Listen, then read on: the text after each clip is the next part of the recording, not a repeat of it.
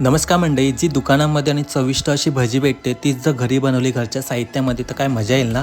तर तुम्हाला मी आज दाखवते कुरकुरीत अशी कांदा भजी. तर त्यासाठी कांदे छानपैकी वॉश करून कट करून घेऊयात, एकदम सुळसुळीत करून घ्यायचे कांदे. त्यामध्ये सर्व मसाले ॲड करून घेऊयात.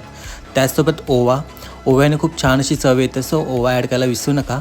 आता यामध्ये राईस फ्लावर ॲड करून घेऊयात आणि चण्याचं पीठ आणि त्याचसोबत मीठ ॲड करून घ्या. सर्व मिक्स करून घ्या. त्यामध्ये पाणी आपण ॲड नाही करायचं आहे.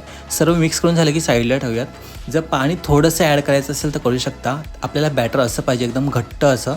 मंडळी, मस्तपैकी तेल गरम झालं तर गॅस कमी करून आपल्याला भजी तळून घ्यायचं आहे. स्लो आणि मीडियम गॅस होती आपल्याला भजी तळून घ्यायचं. एकदम फास्ट केली तर एकदम जे आपल्याला कुरकुरीत पाहिजे ती भजी भेटणार नाही. तर एकदम स्लो आणि मीडियम गॅस होते आपण भजी छानपैकी गोल्डन ब्राऊन होईपर्यंत आणि कुरकुरीत होईपर्यंत आपण तळून घेऊयात. त्याचसोबत मिरचीही तळून घेऊयात.